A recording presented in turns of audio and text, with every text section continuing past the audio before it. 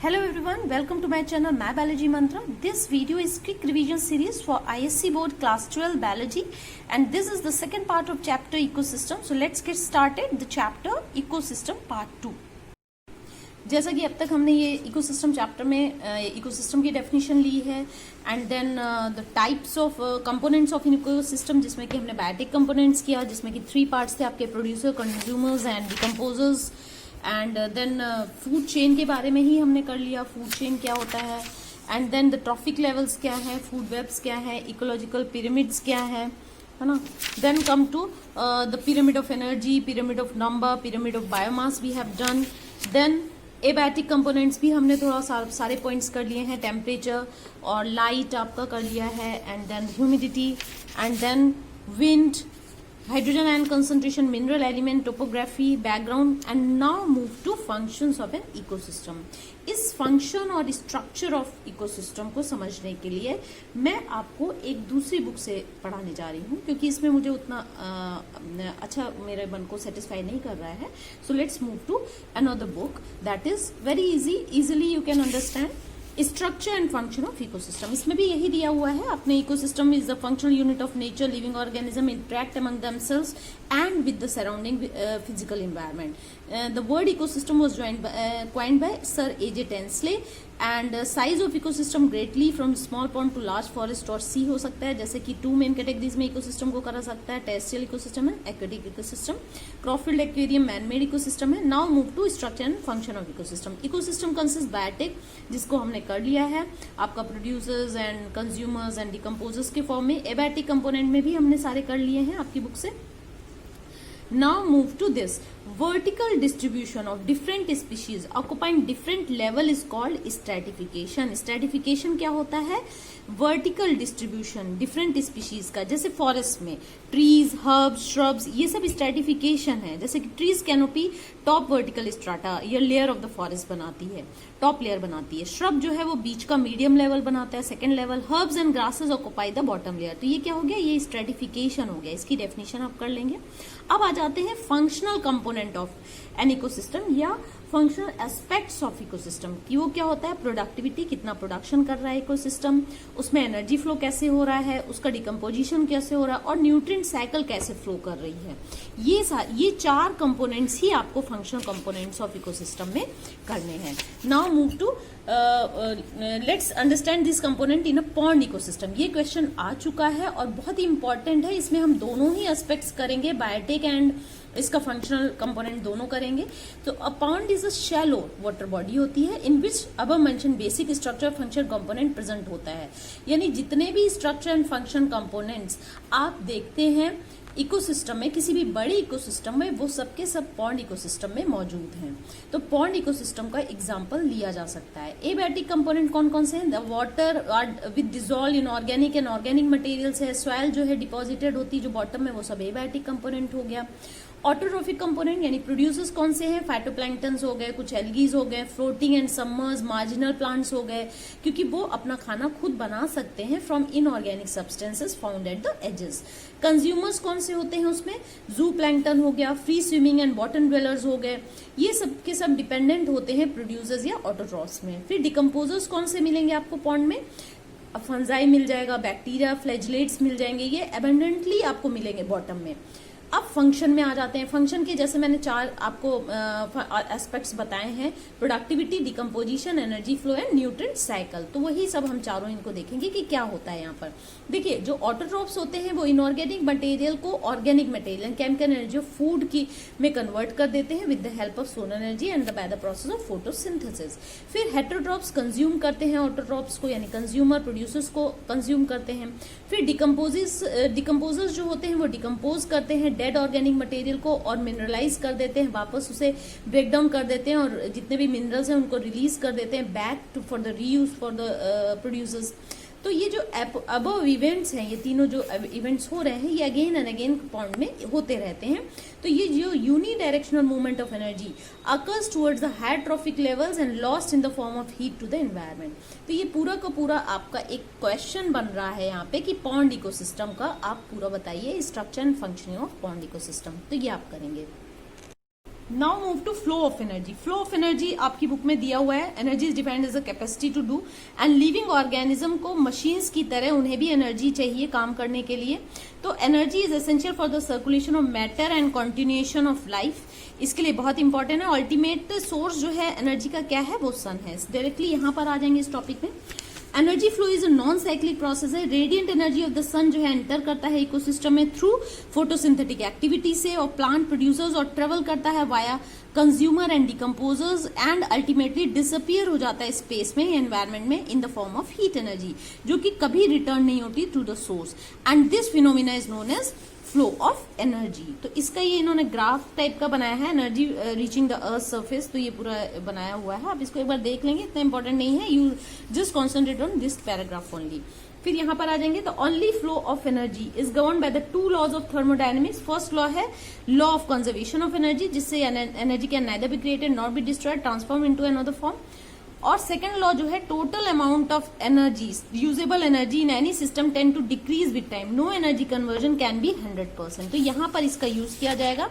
Efficient then energy escapes at, heat के form में escape हो जाती है, इसलिए 100% एक फॉर्म से दूसरे फॉर्म में ट्रांसफर नहीं होती है।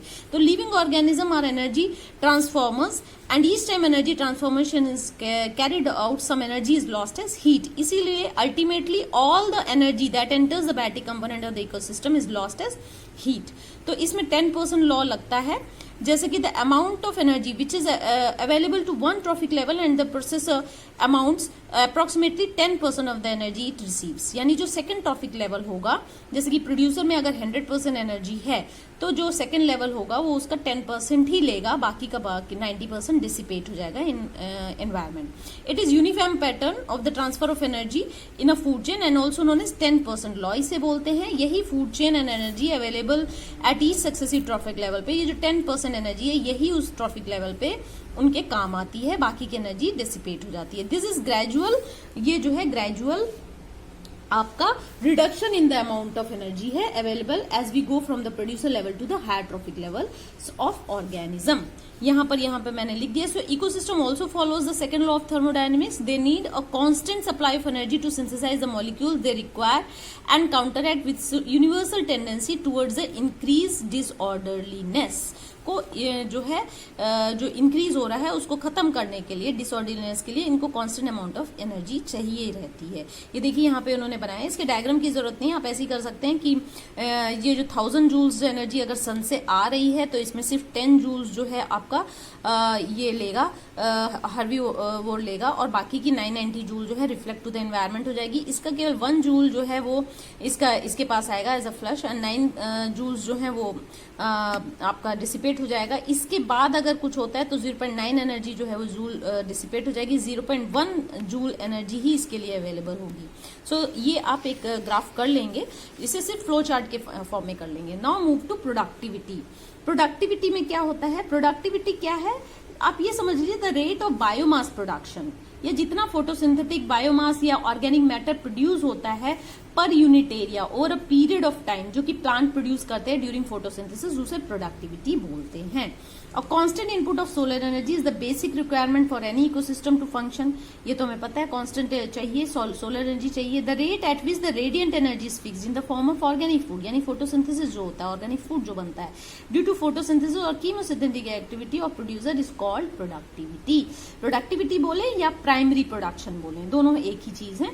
ये जो प्राइमरी प्रोडक्टिविटी है ये दो तरीके की होती है, ठीक है, gross primary productivity and net primary productivity. Primary productivity can be divided into 2 forms, gross primary productivity and net primary productivity. जो ग्रॉस प्राइमरी प्रोडक्टिविटी है कि ये क्या है, ये जो है ये इकोसिस्टम की जीपीपी क्या होता है, rate of production of organic matter during photo, simply जितना फोटोसिंथेसिस से ऑर्गेनिक मैटर बना उसके रेट ऑफ प्रोडक्शन को ग्रॉस जीपीपी बोलते हैं, ठीक है। और जितना कंसिडरेबल अमाउंट ऑफ जीपीपी जो है वो प्लांट यूटिलाइज कर लेता है रेस्पिरेशन के फॉर्म में, यानी जितना भी बनाता है उसमें कुछ तो वो यूटिलाइज कर लेता है जीपीपी के रेस्पिरेशन के फॉर्म में।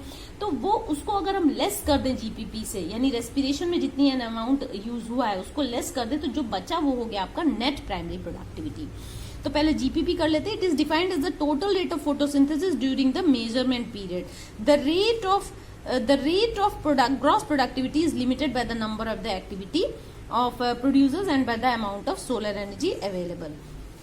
और इसको जो है नेट प्राइमरी प्रोडक्टिविटी क्या हो गया, it is defined as the rate of storage of organic matter in plants in excess of organic matter used up in respiration during period of measurement, यानी NPP is equals to GPP minus R. इसे net assimilation भी बोलते हैं. इसको मैं आपको दूसरी net community productivity भी दिखा देते हैं. नेट कम्युनिटी प्रोडक्टिविटी आपका है, it is depend as the rate of storage of organic matter not use by heterotroph, जो नहीं यूज कर पाते हैं.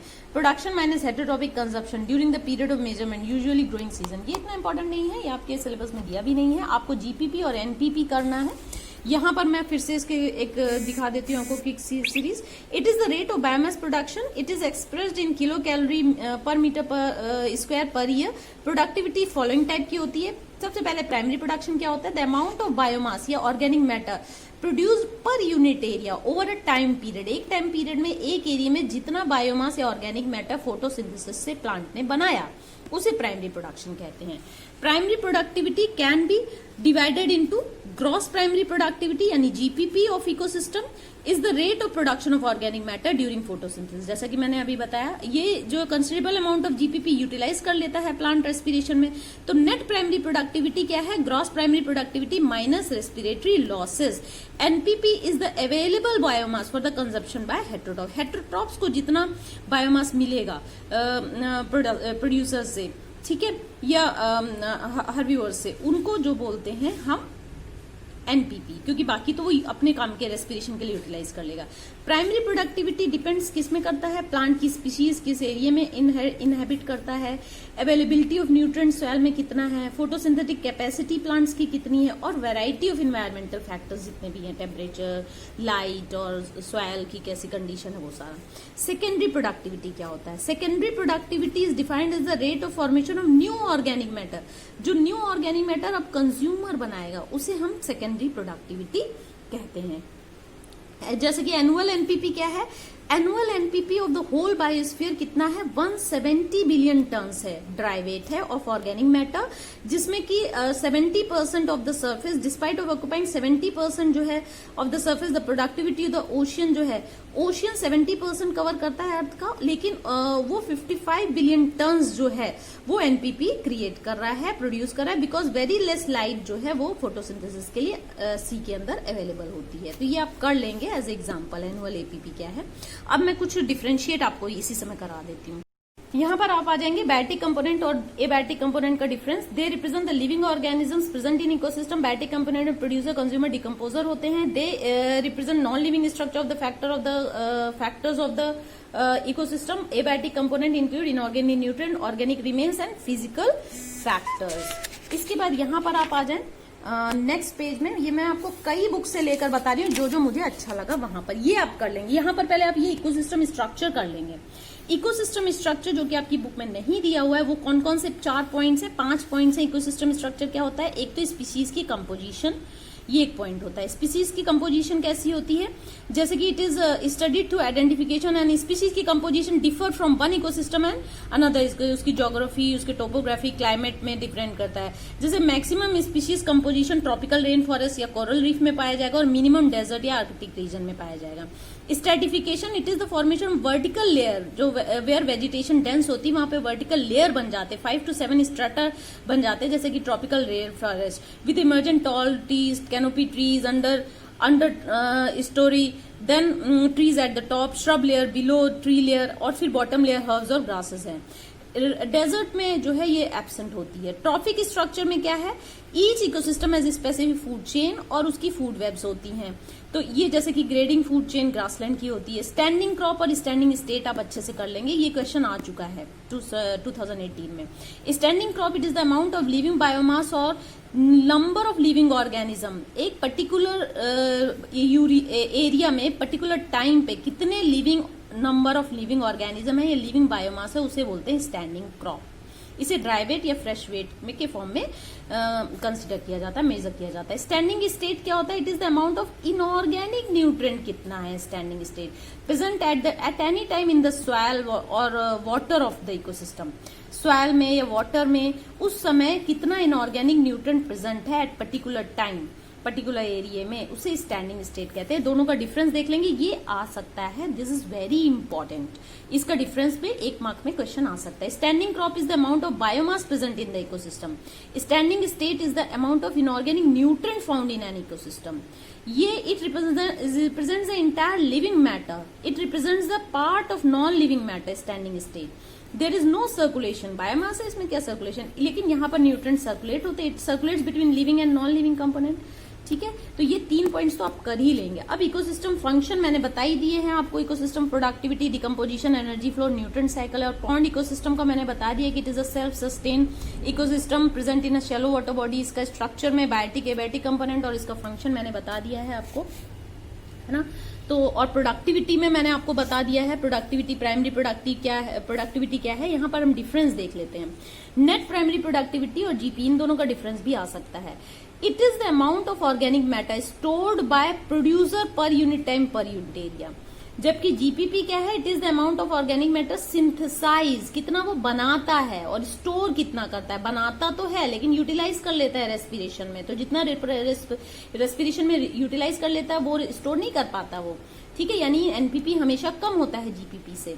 तो synthesize by the producer per unit time per unit area, इसका एक ही आएगा, आपको ज्यादा करने की इसको जरूरत नहीं, केवल 1 पॉइंट इसका आप कर लेंगे।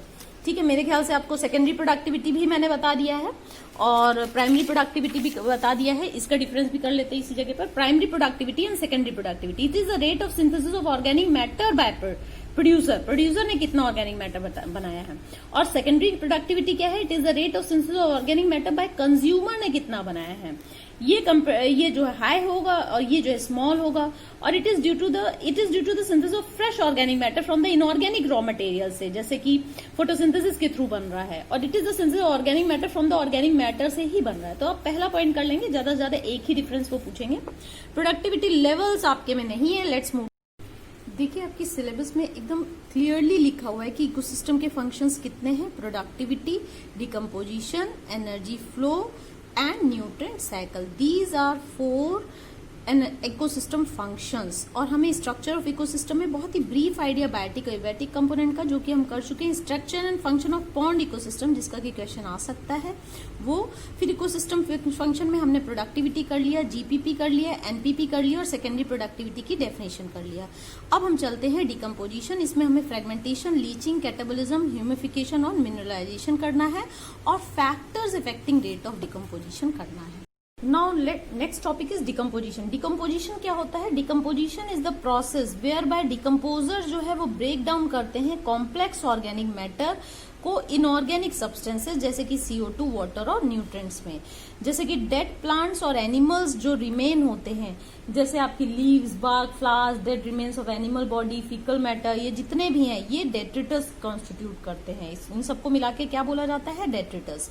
ये रॉ मटेरियल है। डेट्रिटस क्या है? रॉ मटेरियल फॉर डिकम्पोजिशन है। देखिए, डिकम्पोजिशन एक ऑक्सीजन रिक्वायरिंग प्रोसेस है क्योंकि एरोबिक बैक्टीरिया इसमें काम करते हैं। और रेट ऑफ डिकम्पोजिशन जो है वो केमिकल कंपोजिशन ऑफ डेट्रिटस और climatic factors, temperature and moisture पे डिपेंड करता है। ये सब इसको रेगुलेट करते हैं। तो आपने देखा कि फैक्टर्स, ये decomposition rate depends on the following. किन किन फैक्टर पे डिपेंड कर रहा है? एक तो ये ऑक्सीजन की अवेलेबिलिटी, यहां पर आप लिख लेंगे। नंबर 1 जो हो गया आपका ऑक्सीजन अवेलेबिलिटी पे डिपेंड करता है। ठीक है, ये पहला हो गया फैक्टर। दूसरा आपका डिपेंड करता है केमिकल कंपोजिशन ऑफ डेट्रिटस पे, ये नंबर 2 हो गया, केमिकल कंपोजिशन ऑफ डेट्रिटस पे। तीसरा डिपेंड करता है क्लाइमेटिक फैक्टर्स, वो फैक्टर्स जो रेट ऑफ डिकम्पोजिशन को जो कंट्रोल करते हैं, जैसा कि factors affecting the decomposition process, उसके 4 आपके फैक्टर्स हैं। पहला ऑक्सीजन अवेलेबिलिटी, दूसरा केमिकल कंपोजिशन ऑफ डेट्रिटस, तीसरा क्लाइमेटिक फैक्टर और चौथा आपका है टेम्परेचर एंड सॉइल मॉइस्चर। ये आपका हो गया नंबर 4। ये सब क्या है? Are important climatic factors that regulate decomposition. ये वो फैक्टर्स हैं जो कि रेट ऑफ डिकम्पोजिशन यानी कि माइक्रोबियल एक्टिविटी को कंट्रोल करते हैं। Actually it affects the activity of microbes और सॉइल माइक्रोब्स ही डिकम्पोजिशन कराते हैं। अब आ जाते हैं मेन स्टेप। ये क्वेश्चन आ सकता है, इसे ध्यान से कर लेंगे। इसमें मैं बता दूं इसके 5 स्टेप है। पहला है फ्रेगमेंटेशन, दूसरा है आपका लीचिंग, तीसरा है कैटाबॉलिज्म, चौथा है ह्यूमिफिकेशन और पांचवा है मिनरलाइजेशन। ये ठीक दिया हुआ है आपकी बुक में, आप इससे ही कर लेंगे। पहला जो है आपका ह्यूमिफिकेशन, ये अलग से क्वेश्चन बन रहा है। Write down the steps involve in process of decomposition. पहला फ्रेगमेंटेशन। फ्रेगमेंटेशन क्या होता है? ब्रेक डाउन, ये जो डेट्रिटस है, dead remains of plant and animal, यानी कि जो डेट्रिटस है, जो रॉ मटेरियल और डिकम्पोजर है, वो ब्रेक डाउन होगा बाय द डेट्रीवोर्स। डेट्रीवोर्स कौन से होते हैं? अर्थवॉर्म, वुडलाइस, मैगट्स, ये स्मॉल पार्टिकल में इसको कन्वर्ट कर देते हैं, ये तो फ्रेगमेंट कर देते हैं समझो। दूसरा जो स्टेप है वो है लीचिंग। लीचिंग क्या होता है? लीचिंग इज द प्रोसेस जहां पर वाटर सोल्यूबल जो इनऑर्गेनिक न्यूट्रिएंट्स होते हैं, वाटर सोल्यूबल इनऑर्गेनिक न्यूट्रिएंट्स वो नीचे चले जाते हैं वाटर के साथ में, go down into the soil horizon, और वो प्रेसिपिटेट आउट हो जाते हैं एज अनअवेलेबल सॉल्ट। सॉल्ट वो अनअवेलेबल, ऊपर नहीं रहते, नीचे रह जाते हैं। तीसरा है कैटाबॉलिज्म। कैटाबॉलिज्म इज द, जानते हैं, detritus is degraded into simple inorganic substances bye bacterial और फंगल एंजाइम, इसको कैटाबोलाइज कर देती, ब्रेक डाउन कर देती है डेट्रिटस को। फिर ह्यूमिफिकेशन आता है, फोर्थ स्टेप। ह्यूमिफिकेशन क्या है? एक्यूमुलेशन ऑफ ह्यूमस बनता है इसमें। डार्क ह्यूमस क्या है? एक डार्क कलर का अमॉर्फस सब्सटेंस है। ह्यूमस जो है वो highly resistant to microbial action होता है, और ये अंडरगोज डिकम्पोजिशन जाता है, बहुत ही स्लो रेट में डिकम्पोज होता है, क्योंकि माइक्रोबियल एक्शन इसमें ठीक से नहीं हो पाता। ये कोलाइडल होता है और ये रिजर्वायर ऑफ न्यूट्रिएंट की तरह एक्ट करता है। ह्यूमस जो है सॉइल में जब होता है तो प्लांट बहुत अच्छे से ग्रो करते हैं, आपको पता है। फिर पांचवा स्टेप है मिनरलाइजेशन। ये ह्यूमस फर्दर डिग्रेड होता है, कुछ माइक्रोब्स इनको डिग्रेड कर पाते हैं बहुत दिनों बाद में और रिलीज करते हैं इनऑर्गेनिक न्यूट्रिएंट्स को। इस प्रोसेस को बोलते हैं मिनरलाइजेशन। तो ये आप देखें तो ये आपके 5 स्टेप्स हैं of decomposition.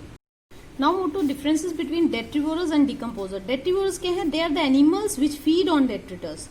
Detrivorous injures the organic matter, जबकि decomposers microorganism है which obtain nourishment from the organic remains से।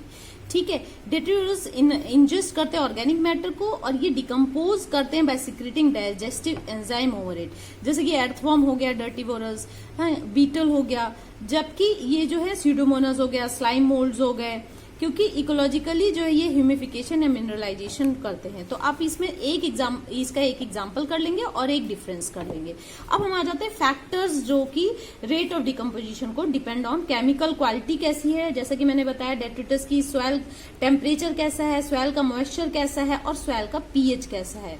ठीक है, ये मैंने आपको अभी भी बताया था कि टेम्परेचर, सॉइल टेम्परेचर अगर 25 डिग्री है या मोर हास्टन इसे आप करें तो डिकम्पोजिशन अच्छे से होगा, लेकिन अगर बहुत ठंडा है तो फिर ये लो टेम्परेचर में रिड्यूस हो जाएगा रेट ऑफ डिकम्पोजिशन। ठीक है, मॉइस्चर जो है it is essential for decomposition. Decomposition rate अगर वेरी लो ट्रॉपिकल डेजर्ट में बहुत कम होता है, फेवरेबल टेम्परेचर चाहिए, एक्सेसिव मॉइस्चर से भी वो जो है एनारोबिसिस हो जाता है। ठीक है, ये ठीक से ऑक्सीजन का सप्लाई नहीं कर पाता अगर बहुत ज्यादा पानी आप भर देंगे तो। ठीक है, पीएच जो है न्यूट्रल या एल्कलाइन सॉइल जो है रिच इन डेट्रीवोरस होते हैं, अर्थवॉर्म डिकम्पोजर्स। एसिडिटी भी कुछ अर्थवॉर्म और डेट्रीवोरस को डिक्रीज करती है। डिकम्पोजर माइक्रोब्स आकर स्लाइटली एसिडिक सॉइल, इसी तरीके से beginning to fall. As a result decomposition of detritus is quite slow in acidic soil में डिकम्पोजिशन ऑफ डेट्रिटस बहुत स्लो होता है। ठीक है, कंपोजिशन किटिन और जो आपका लिग्निन है वो बहुत स्लो होता है डिकम्पोज होने में। Cellulose decomposition takes time. Therefore detritus with small amount, जिसमें किटिन, लिग्निन, सेल्यूलोज है और नाइट्रोजन और वाटर सोल्यूबल सब्सटेंस है जैसे शुगर वगैरह ज्यादा है तो वो रैपिडली डिकम्पोज हो जाता है। अगर किटिन, लिग्निन और ये आपका सेल्यूलोज होगा तो देर से डिकम्पोज होगा। एरोबोसिस यानी वही oxygen availability. Oxygen availability is essential क्योंकि डिकम्पोजिशन के लिए ऑक्सीजन रिक्वायरिंग प्रोसेस है। Anaerobiosis reduce decomposition and cause piling of detritus.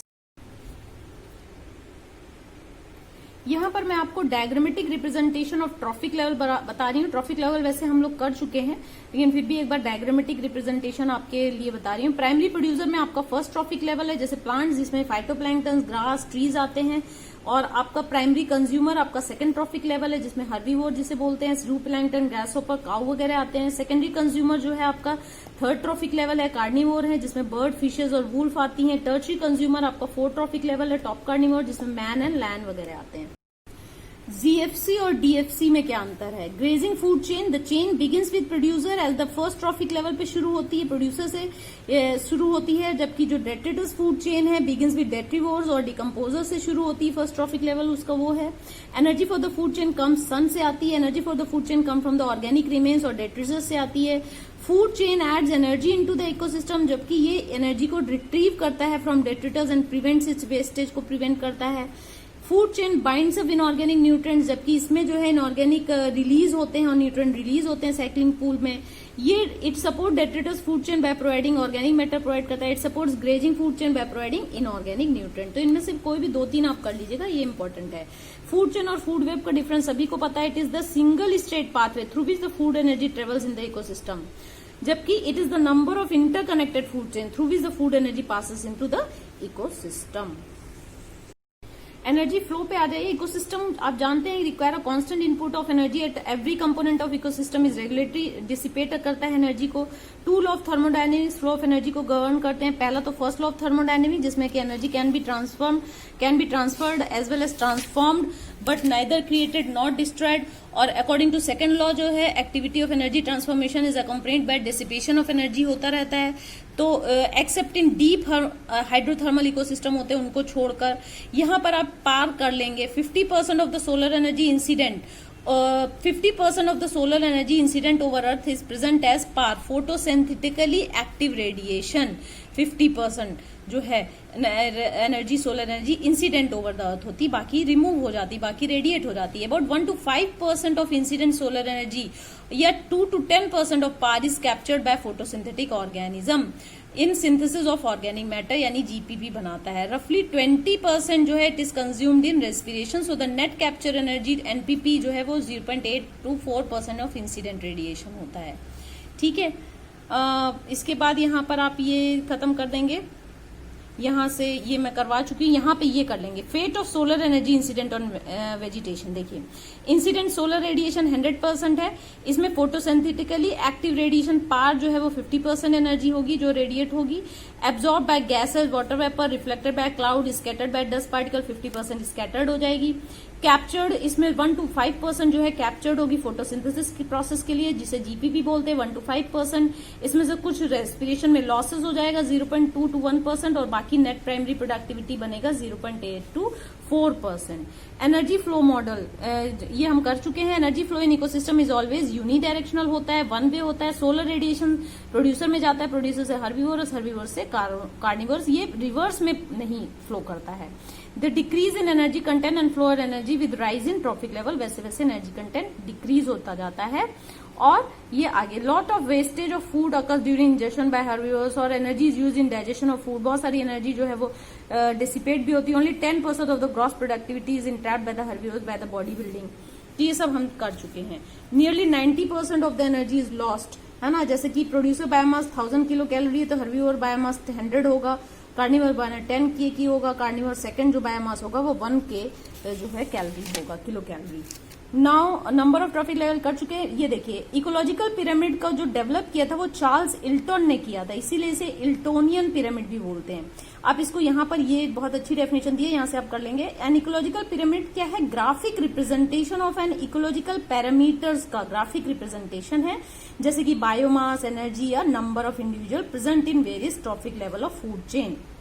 ठीक है, बस इतना ही कर लेंगे तो इतना काफी। फूड चेन में जो वेरियस ट्रॉफिक लेवल हैं उनमें प्रेजेंट इंडिविजुअल्स का नंबर, बायोमास या जो भी एनर्जी ट्रांसफर हो रही है उसका इन इकोलॉजिकल पैरामीटर्स का जो ग्राफिक रिप्रेजेंटेशन है उसे इकोलॉजिकल पिरामिड बोला जाता है। Ecological pyramid of number, it is a graphic representation of the number of individual पर unit area of various trophic level, step wise with producer being kept at base and top carnivorous at the tip. जैसे कि आप primary producer, primary consumer, pyramid of grassland, और ये top tertiary consumer हो गया आपका। ठीक है, pyramid of number in terrestrial and pond ecosystem, larger fish, smaller phytoplankton, ये भी सब आपका अपराइट ही है। ठीक है, in hand trophy generally small, then यहाँ पर हम लोग इन्वर्टेड आ जाएंगे। इन्वर्टेड आपका है abnormal pyramid of number, inverted and spindle shape आपका इन्वर्टेड यहाँ पर आता है, जहाँ पर ट्री एक ही है, फिर हर्बीवोरस बर्ड्स उसमें ज्यादा हैं, और फिर पैरासाइट्स जो हैं उनसे भी ज्यादा है। अपराइट पिरामिड और inverted pyramid, when the number of producer और their biomass is maximum in ecosystem like grassland ecosystem and decrease progressively at each trophic level in food chain, the pyramid of number and pyramid of biomass is upright. Pyramid of energy is always upright. When the number of individual or their biomass at producer level minimum होगा and increases progressively, increase करता जाए food chain में, तो ये inverted pyramid बनाएगा. जैसे ये upright pyramid है, ये इन्वर्टेड पिरामिड है. पिरामिड ऑफ बायोमास क्या हो गया? पिरामिड ऑफ बायोमास क्या है? Graphic representation of biomass presented sequence wise पर unit area of different trophic level when producers at the base and top carnivals kept at the tip. तो ये आपका हो गया बायोमास का. ठीक है, इस तरीके से आप कर लेंगे. Now inverted pyramid of biomass, small phytoplankton, standing zooplankton, ये सब हम लोग कर चुके हैं. नाउ इम्पोर्टेंस ये भी नहीं करना है हमें, ये सब हम कर चुके हैं. अब इकोलॉजिकल सक्सेशन. तो देखिए हमने एनर्जी फ्लो भी कर लिया, फूड चेन गैदरिंग एंड ये सारा हमने कर लिया. अब चलते हैं बायोजियोकेमिकल साइकिल्स में, जिसमें गैसियस, कार्बन और सेडिमेंट्री फॉस्फोरस साइकिल करनी है और उनका graphic representation of the above cycles करनी है. तो नेक्स्ट आपका आता है न्यूट्रेंट साइकिल. न्यूट्रेंट साइकिल में आपको जो टॉपिक करना है वो है डेफिनेशन ऑफ बायोजियोकेमिकल साइकिल. उसमें गैसेस साइकिल में आपको कार्बन की करनी है और सेडिमेंट्री साइकिल में आपको फॉस्फोरस का थोड़ा सा डिस्क्रिप्शन करना है और इन दोनों का ग्राफिक रिप्रेजेंटेशन करना है. ये graphic representation of carbon and phosphorus आ चुका है 2019 एग्जाम में. तो लेट्स. न्यूट्रेंट साइकिल क्या है या बायोजियोकेमिकल साइकिल क्या है? The movement of nutrient elements जो कि through various component of ecosystem से मूव करते हैं from living organism to environment, उसको बोलते हैं nutrient cycle. Amount of nutrient जैसे carbon, nitrogen, phosphorus, calcium present soil में होता है एट एनी गिवन टाइम, इसको बोलते हैं स्टैंडिंग स्टेट. इन दोनों की डेफिनेशन आप कर लेंगे. ये वेरी करता है इकोसिस्टम और सीजन पे. टाइप्स ऑफ न्यूट्रेंट साइकिल दो टाइप की होते हैं, गैसेस साइकिल और sedimentary cycle. Nutrient gases cycle reservoir क्या है इसका? एटमॉस्फेयर है. न्यूट्रेंट अकर्स एज गैस और वेपर के फॉर्म में होते हैं, कंपेरेटिवली क्विक और फास्ट होता है, जैसे कार्बन साइकिल है, नाइट्रोजन साइकिल. सेडिमेंट्री साइकिल में रिजर्वायर जो है वो अर्थ क्रस्ट में लोकेटेड होता है, सॉइल में लोकेटेड होता है. न्यूट्रेंट नॉन गैसेस फॉर्म में होते हैं, बहुत स्लो होता है इसका process. Phosphorus and sulphur cycle. Environmental factor जो कि न्यूट्रेंट्स इन द एटमॉस्फेयर को कंट्रोल करते हैं वो आपके सॉइल, मॉइस्चर, पीएच और टेम्परेचर है. फंक्शन ऑफ रिजर्वायर ये है कि ये डेफिसिट को दूर करता है which occurs due to the imbalance in the rate of influx और reflexive. Let's move to phosphorus cycle. पहले हम लोग फॉस्फोरस साइकिल देख लेते हैं. फॉस्फोरस जो है वो मेजर कॉन्स्टिट्यूट है बायोलॉजिकल मेम्ब्रेन का, हम लोग जानते हैं. ठीक है, न्यूक्लिक एसिड और सेलुलर एनर्जी ट्रांसफर सिस्टम का. बहुत सारे एनिमल्स को फास्फोरस चाहिए होता है अपने शेल, बोन्स और टीथ बनाने के लिए. नेचुरल रिजर्वायर है रॉक का which contain phosphorus in the form of phosphates. When rock are weathered होती है, माइन्यूट अमाउंट ऑफ फॉस्फेट जो है सॉइल सोल्यूशन में डिजोल्व हो जाता है और रूट ऑफ प्लांट्स एब्जॉर्ब कर लेती हैं. हर्बीवोर्स और अदर एनिमल्स ये जो है इस एलिमेंट को प्लांट से ऑब्टेन करते हैं. इसके बाद जो है ये organic waste product dead organism are decompose by the phosphate. इस सोल्युबलाइजिंग जो बैक्टीरिया है वो रिलीज करते हैं फॉस्फोरस इनटू द एनवायरनमेंट. तो इसको आप साइकिल बहुत ही सिंपलेस्ट साइकिल इसमें बनी हुई है. ये देखिए रॉक मिनरल्स है, ये वेदरिंग से सॉइल सोल्यूशन बनता है, कुछ तो रन ऑफ हो जाता है, कुछ अपटेक कर लेते हैं प्रोड्यूसर्स. ठीक है, इन प्रोड्यूसर्स को कंज्यूमर्स ले लेते हैं, कंज्यूमर से ये डेट्रिटस में आ जाता है, डेट्रिटस से फिर सॉइल सोल्यूशन बन जाता है डिकम्पोजिशन के थ्रू. कुछ प्रोड्यूसर में लिटर फॉल यानी कि जो लीफ फॉल वगैरह होता है उससे भी डेट्रिटस बन जाता है. तो बहुत ही इजी इसका सिंप्लीफाइड दिया हुआ है terrestrial ecosystem. Now move to carbon cycle. Carbon cycle जो है मोस्ट कॉमन न्यूट्रन और बायोकेमिकल साइकिल कार्बन साइकिल है. कार्बन जो है वो कॉन्स्टिट्यूट करता है 49% of dry weight of organism का नेक्स्ट टू वाटर, और 71% ऑफ कार्बन जो है डिजोल्व है ओशियन में, responsible for its regulation in atmosphere. Carbon cycle जो है एटमॉस्फेयर में अकर होती है ओशियन में और लिविंग एंड डेड ऑर्गेनिज्म के थ्रू. फॉसिल फ्यूल जो है रिप्रेजेंट करता है रिजर्वायर ऑफ कार्बन को. ठीक है, जैसे पेट्रोलियम हो गया, कोल हो गया. According to estimate 4 to 10^13 kg carbon जो है फिक्स करता है biosphere through photosynthesis, annually fix करता है. और कंसिडरेबल अमाउंट ऑफ कार्बन जो है एटमॉस्फेयर में रिटर्न हो जाती है as CO2 release by plant और एनिमल ड्यूरिंग रेस्पिरेशन और डिकम्पोजर्स की एक्टिविटी. वॉल्केनिक इरप्शन से भी रिलीज होता है. सम अमाउंट जो है वो fix carbon is lost to sediment and remove from circulation हो जाता है, सेडिमेंट से लॉस हो जाता है. Additional sources of carbon release in and burning of wood है, फॉरेस्ट फायर से, combustion of organic matter, volcanic eruptions, fossil fuel के बर्निंग से, इन सब से भी CO2 जो है एटमॉस्फेयर में रिटर्न होता है. यहाँ पर ह्यूमन एक्टिविटीज से भी रिटर्न होता है, जैसे डिफॉरेस्टेशन हो गया, massive burning of fossil fuel हो गया, energy transport have significant rate increase in CO2 enter the atmosphere. तो अब हम यहाँ पर इसकी साइकिल देख लेते हैं। इसमें डायग्राम आपको नहीं बनाना है, ये ऐसे ही कर लेंगे, ये आ चुका है, लेकिन फिर भी अगर थ्योरी में आ जाता है तो आप इस साइकिल को बनाएंगे तो आपके मार्क्स आपको मिल जाएंगे। CO2 इन एटमॉस्फेयर फोटोसिंथेसिस के थ्रू जो है ये प्लांट में आया, या जो है ये रेस्पिरेशन के थ्रू यहाँ पर आ गया। इसके बाद ये फोटोसिंथेसिस प्लैंक्टोनिक एक्वेटिक चेन में भी यहाँ पर ये लोग भी लेंगे फोटोसिंथेसिस के लिए CO2, और इस तरीके से ये जो है कैल्सियस सेडिमेंट्स बन जाएंगे, ऑर्गेनिक सेडिमेंट्स बन जाएंगे, डेट्रिटस फूड चेन यहाँ से। इसके बाद ये इनके जो डेड रिमेन्स है वो डेट्रिटस फूड चेन बनाएगा। फिर बर्निंग ऑफ प्लांट वगैरह से ये फिर एटमॉस्फेयर में रिटर्न हो जाएगा। ऑयल गैसेस जब बर्निंग होगी तब फिर ये कंबशन के थ्रू भी रिटर्न हो जाएगा। कोल एंड ऑयल ये लाइमस्टोन और डोलोमाइट के फॉर्म में भी स्टोर रहता है। तो this is the cycle. Difference between carbon and phosphorus cycle आ सकता है। Unlike carbon there is no respiratory release, respiratory release phosphorus cycle में नहीं होता है। Atmospheric input of phosphorus through rainfall is are much smaller than carbon, input से कम होता है, एटमॉस्फेरिक रेनफॉल से नहीं होता ये।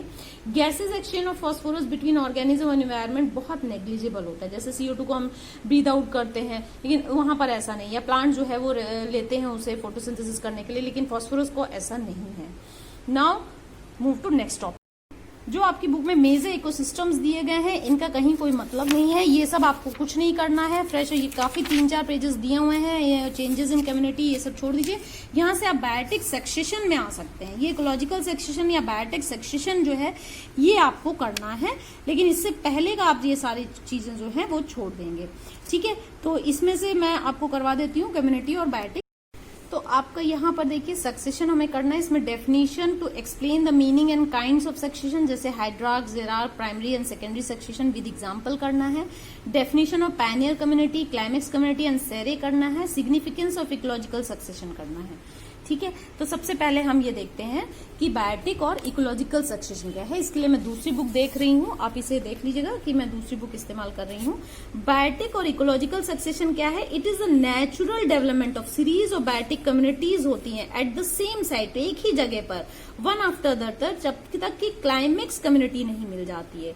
यानी develops which does not change further because it is the perfect harmony with the environment. मतलब जैसे कोई बेयर एरिया है जहां पर आग लग गई है, कुछ है, तो सबसे पहले जो कम्युनिटी डेवलप होगी, जो ऑर्गेनिजम्स डेवलप होंगे, जिसे पॉपुलेशन डेवलप होगी, वो आपका हो जाएगा पायनियर कम्युनिटी, ठीक है। The first biotic community which develops in the bare area, उसे पायनियर कम्युनिटी बोलते हैं, ठीक है। इनकी बहुत लिटिल डाइवर्सिटी होती है और बहुत लॉन्ग टाइम, जैसे जल गया, कुछ हो गया, बेयर रॉक है तो बहुत वेदरिंग होगी, फिर जाके कहीं रॉक सही सॉइल बनेगी, फिर जाके कहीं वहां पर ऑर्गेनिज्म डेवलप होंगे।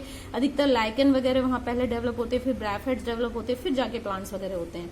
तो ये जो longest time to change the environment from the invasion to next community होता है, ये फर्स्ट बायोटिक कम्युनिटी आपकी पायनियर कम्युनिटी बेयर एरिया पे, बेयर एरिया यानी जो कि आपकी जहां पर कोई भी पहले से कोई भी ऑर्गेनिज्म वहां पर प्लांट वगैरह ना हो।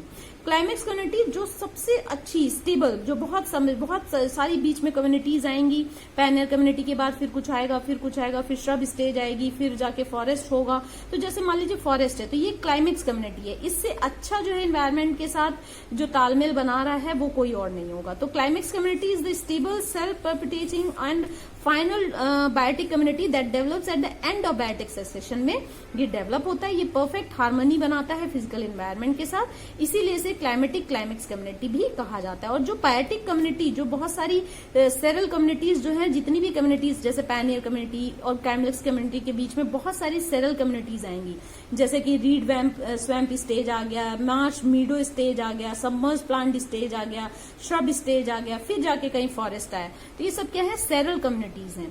तो various biotic communities that develop during the biotic succession are termed as seral और कम्युनिटीज। और सेरे क्या होता है, इसकी भी डेफिनेशन आपको करनी, जो entire sequence of development stages है बायोटिक सक्सेशन का, from pioneer to climax community के बीच का जो एंटायर डेवलपमेंट स्टेजेस का सीक्वेंस है, उसे सेरे बोलते हैं, ठीक है। इसके बाद जीरो सेयर क्या है, the series of development stages of biotic succession arid area में जो series of development of biotic succession होता है उसे जेरो सेरे बोलते हैं। जो कि बायोलॉजिकल सक्सेशन एरिड एरिया में होता है उसे जेरार्क बोलते हैं बायोलॉजिकल, ठीक है।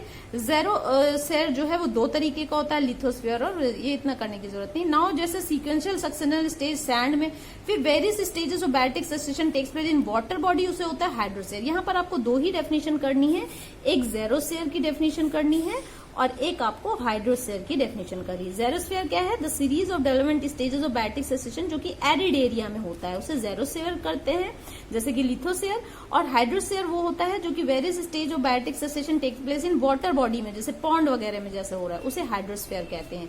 और इस टाइप के सक्सेशन को हाइड्रार्क सक्सेशन बोला जाता है। तो यहाँ पे मैंने 4-5 डेफिनेशन आपको बताई हैं, इकोलॉजिकल सक्सेशन की, पैनियर कम्युनिटी की, क्लाइमेक्स कम्युनिटी की, जेरे कम्युनिटी की और सेरे की और सेरल कम्युनिटी की, जेरोसेयर की, हाइड्रोसेयर की, या हाइड्रार्क सक्सेशन या जेरार्क सक्सेशन, ये आपको करना है।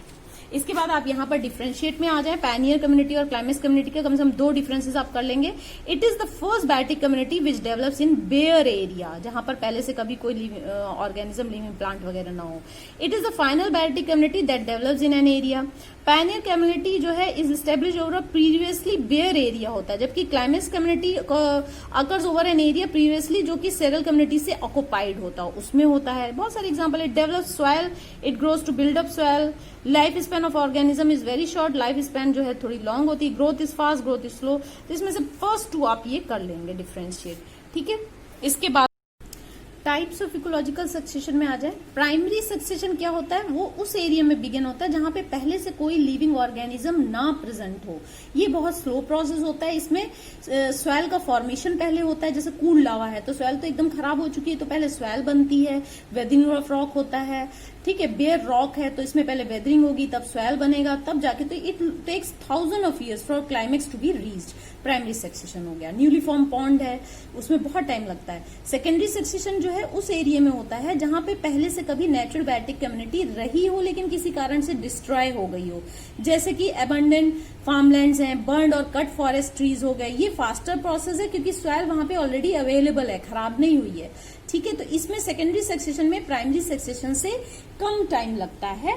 तो इसका आप डिफरेंस भी देख लेंगे, जैसे कि मैं इस बुक में दिखा रही हूँ। प्राइमरी सक्सेशन और सेकेंडरी सक्सेशन के कम से कम 2-3 डिफरेंसेस आप कर लेंगे। It occurs in an area which has been bare from the beginning. Secondary succession occurs in an area which has been denuded जो रिसेंटली अभी अभी खराब हुआ है, पहले से उसमें सॉइल है। Soil is absent in at the time of the beginning of primary succession, soil is present at the area where secondary succession begin.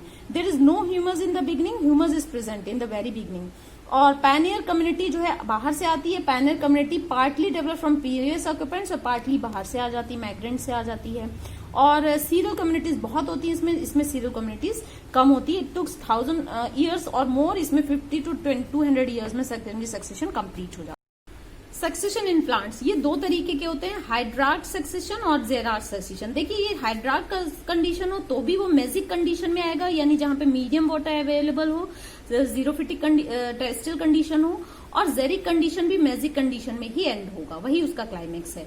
तो हाइड्रार्क सक्सेशन में क्या होता है, जैसे कि वेट एरिया, पॉन्ड वगैरह और या वाटर है, उसमें सक्सेशन सीरीज प्रोग्रेस होगी और कहाँ हाइड्रिक से कहाँ पहुंचेगा, मेजिक कंडीशन तक पहुंचेगा।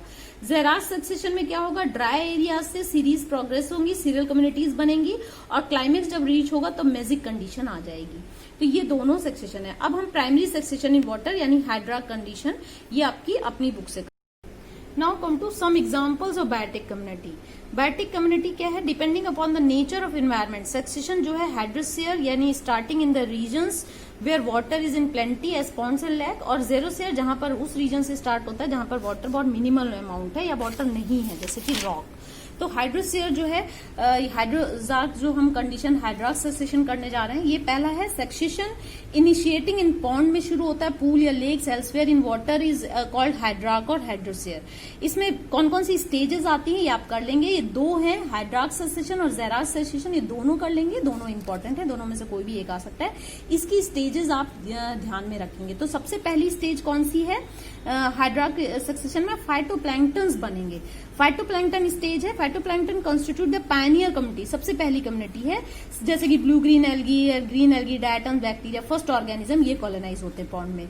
उसके बाद आती है submerged plant stage. Submerged plant stage, क्योंकि ये जो डेथ और डिकम्पोजिशन ऑफ फाइटोप्लैंक्टन और मिक्सिंग विद सिल्ट और सॉफ्ट बॉटम में बन जाता है, तो न्यू हैबिटेट ये suitable for the growth of submerged plant, जैसे कारा हो गया, हाइड्रोला हो गया, वेलिस्नेरिया हो गया, इनके लिए बहुत अच्छा एनवायरमेंट बन जाता है।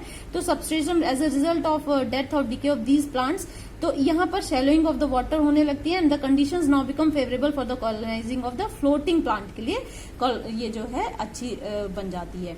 इसके बाद आ जाता है फ्लोटिंग स्टेज।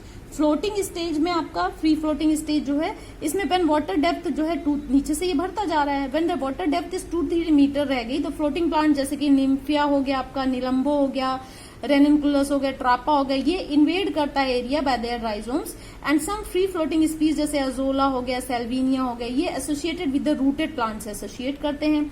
जब ये डेड होती है तो decomposition mass of dead plants further ये जो है लेवल ऑफ वाटर को डिक्रीज कर देते हैं, सबस्ट्रेशन ऑफ द बॉटम को बिल्ड करते हैं। Course of time rapid soil building नीचे से होती जा रही है, सच एन एक्सटेंट की floating plants begin to disappear and giving way to swamp plant अब शुरू हो गए हैं।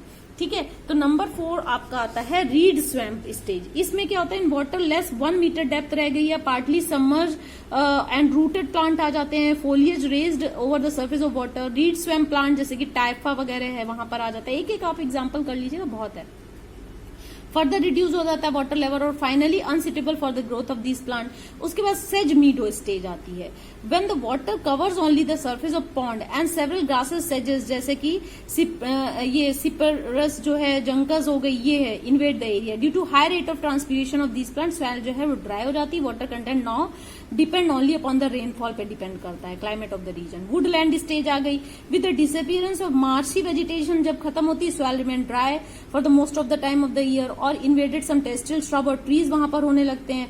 यहाँ पर लार्ज अमाउंट ऑफ ह्यूमस होता है, माइक्रोब्स होते हैं, ये एक्यूमुलेट करते हैं सॉइल में और फेवर्स करते for the entry of the tree and leading to climax stage. और फिर फाइनली फॉरेस्ट, वहां पर जिस जगह पॉन्ड था वहां पर फाइनली क्या बन गया, फॉरेस्ट स्टेज। तो फॉरेस्ट आपकी क्लाइमेटिक कम्युनिटी है, क्लाइमेक्स कम्युनिटी है। Many trees invading Woodland community and suit develop into climax forest. तो ये आपका हो गया। तो इस तरीके से ये सारी आप स्टेजेस कर लेंगे, इनके नाम कर लेंगे। ठीक है, देखिए यहाँ पर डायग्राम में भी इन्होंने दिखाया है कि इस तरीके से पहले फाइटोप्लैंक्टन थे, फिर रूटेड सबमर्ज्ड आया, फिर रूटेड फ्लोटिंग स्टेज आई, फिर read swamp stage I, said stage I, इतना ऊंचा हो गया, यहाँ पे नीचे सब ग्रो करता जा रहा है, सॉइल बनती जा रही है, and Woodland stage and finally forest stage. इसकी ट्रेंड्स ऑफ सक्सेशन को, ये सीरियल कम्युनिटीज हैं। ये पहली जो है आपकी पैनियर कम्युनिटी है, ये क्लाइमेक्स कम्युनिटी है, ये सब सीरियल स्टेजेस हैं और यहाँ से यहाँ तक की जितने सब हैं इन सबको सेरे बोलते हैं। ठीक है, इसको भूलेंगे नहीं, अच्छे तरीके से कर लेंगे, हो सकता है ये इस बार आ जाए। नेक्स्ट आपका आता है, दूसरा मैं करवा दूं, दैट इज जेरोसेयर। ये आपका जेरार्क सक्सेशन। जेरार्क सक्सेशन क्या होता है, इसका बिगनिंग होता है बेयर रॉक से या अदर प्लेसेस जहां पर extreme efficiency deficiency of water हो। इसकी पहली स्टेज है क्रस्टोज लाइकेन स्टेज। सबसे पहले क्रस्टोज लाइकेन डेवलप होते हैं, पैनियर प्लांट होते हैं जो कि सक्सेशन को बिगिन करते हैं, स्टार्ट करते हैं। लाइकेन कुछ एसिड को प्रोड्यूस करते हैं जिससे कि वेदरिंग ऑफ रॉक्स होती है। फिर ये मिक्सिंग ऑफ रॉक पार्टिकल होते हैं dead organic matter of lichen से और कंडीशन जो है सुटेबल बनती है फोलियोज लाइकेन के लिए। इसके बाद क्या डेवलप होते हैं, फोलियोज लाइकेन डेवलप होते हैं। फोलियोज जो है सबस्ट्रेटम में partly build up by the crustose lichen. उसके बाद इनके large leaf like thalli overlap the crustose lichen और ग्रेजुअली क्रस्टोज स्पीशीज डिसअपियर हो जाती है और एज अ रिजल्ट एक्यूमुलेशन ज्यादा ह्यूमस डेवलप हो जाता है और ये कंडीशन सुटेबल होती है एंट्री ऑफ मॉसेस यानी ब्राइफाइट डेवलप हो जाते हैं। मॉस स्टेज आ गई, थिन सॉइल लेयर और rock surface specially the crevices जो है और फेवर्स द ग्रोथ ऑफ सब जीरोफिटिक मॉसेस और इनकी डेथ और डिके के कारण फर्दर जो है ऑर्गेनिक मैटर सॉइल में ऐड होता है जिससे कि ये favourable for the growth of herbs होती हैं। हर्बेशियस स्टेज आ गई, हर्ब्स डेवलप हुई मॉसेस के, but due to extensive growth of moss more soil accumulate that favours the growth of shallow rooted grasses जैसे कि पोआ हो गया, एंड इसमें माइक्रोबियल एक्टिविटी होने लगी सॉइल में। श्रब स्टेज के लिए फेवरेबल हो गया ये। श्रब में herbs, the soil is formed and humidity also increase हो गई, तो habitat now become suitable for the growth of shrub and begin to migrate the area. उसके बाद श्रबी हो गया है ग्रोथ। अब श्रब जो है finally replace by the tree and climax community forest stage की आ गई। तो trees establish first where relatively xeric, उसके बाद वेदरिंग करके rock vegetation more and more mesophytic and climax forest is form. तो फॉरेस्ट स्टेज जो है इसकी क्लाइमेक्स स्टेज है। ये दोनों ही आप अच्छे तरीके से। इकोसिस्टम सर्विसेज ये लास्ट टॉपिक है। इसमें हमको देखना है कि जो हेल्दी इकोसिस्टम है वो base for the wide range of economic, environmental, aesthetic good and services देता है, इकोसिस्टम में प्रोवाइड करता है। जैसे कि the product of ecosystem process are termed as ecosystem services. जो भी प्रोडक्ट इकोसिस्टम देता है उसे हम इकोसिस्टम सर्विसेज बोलते हैं। जैसे कि फॉर एग्जाम्पल ये एयर को प्यूरिफाई करता है, वाटर को हेल्दी करता है, फॉरेस्ट इकोसिस्टम को मिटिगेटिंग ड्राफ्ट एंड फ्लड को कम करता है। इसके बाद आपका आ जाता है साइक्लिंग ऑफ न्यूट्रन करता है, जनरेट फर्टाइल सॉइल को जनरेट करता है, वाइल्ड लाइफ हैबिटेट प्रोवाइड करता है, मेंटेन बायोडाइवर्सिटी मेंटेन करता है, pollinate crops by various component of natural ecosystem, बीज इंसेक्ट्स को प्रोवाइड करता है जो पॉलिनेटर्स का काम करती हैं, कार्बन फिक्सेशन करता है, huge amount of CO2 atmosphere removed naturally by fix by plant remove करता है, ऑर्गेनिक थ्रू फोटोसिंथेसिस, और जिसमें किस बाकी के कंज्यूमर डिपेंड करते हैं। ऑक्सीजन रिलीज करता है as a by product of photosynthesis जो कि लाइफ को सपोर्ट करती है अर्थ में। सीड को डिस्पर्स करता है, बहुत सारे एबायोटिक कंपोनेंट वाटर, विंड और बायोटिक कंपोनेंट बर्ड, इंसेक्ट जो है of ecosystem dispersal of seeds के लिए इंपॉर्टेंट जरूरी है। इसी के तरह aesthetic value, cultural, spiritual values भी हैं। बहुत सारी प्लांट्स ऐसे हैं जिन देखने में अच्छे लगते हैं, कुछ ऐसे हैं जैसे पीपल, तुलसी, इन सब की हम लोग पूजा करते हैं, सेक्रेड ग्रुव्स हैं। रॉबर्ट कॉन्स्टांजा, इनका नाम बहुत इंपॉर्टेंट है। इन्हों और इनके कलीग्स जो हैं इन्होंने प्राइस टैग रखा था नेचर्स लाइफ सपोर्ट सर्विसेज का। रिसर्चर्स ने एस्टिमेट किया था कि जो 33 ट्रिलियन US$ अ ईयर जो है प्राइस रखा था इकोसिस्टम सर्विसेज का, और global gross production GDP is only 18 trillion US$। Out of the total cost जो इकोसिस्टम सर्विसेज है, जिसमें सॉइल फॉर्मेशन जो है वो 50% अकाउंट करता है, कंट्रीब्यूशन ऑफ अदर सर्विसेज जैसे कि रिक्रिएशन, न्यूट्रिएंट साइकिल, ये लेस देन 10% ईच है। और अगर रफ देखें तो कॉस्ट ऑफ क्लाइमेटिक रेगुलेशन और हैबिटेट फॉर वाइल्ड लाइफ 6% है। तो इसको आप अच्छी तरीके से कर लेंगे। इसमें से मैंने कई बुक्स को यूज किया है ताकि आपका चैप्टर, आप ये जो बुक है इसमें बहुत अच्छे से नहीं दिया हुआ था, इसलिए मैंने काफी और बुक्स को यूज किया है ताकि आपका चैप्टर हर तरीके से कंप्लीट हो और कहीं से भी आपका कोई भी मार्क्स ना कम हो जाए। ठीक है, इसे आप अच्छी तरीके से कर लेंगे। और मेरे टेलीग्राम ग्रुप को भी ज्वाइन कर लीजिए, जहां पे मैंने केवल ISC बोर्ड बायोलॉजी के ही जो वीडियोस हैं वो अपलोड किए हैं, और उसमें आप टेलीग्राम ग्रुप में क्वेश्चंस भी कर सकते हैं। मैं टेलीग्राम ग्रुप देखती रहती हूँ, तो मैं आपके क्वेश्चंस का आंसर भी दे सकती हूँ।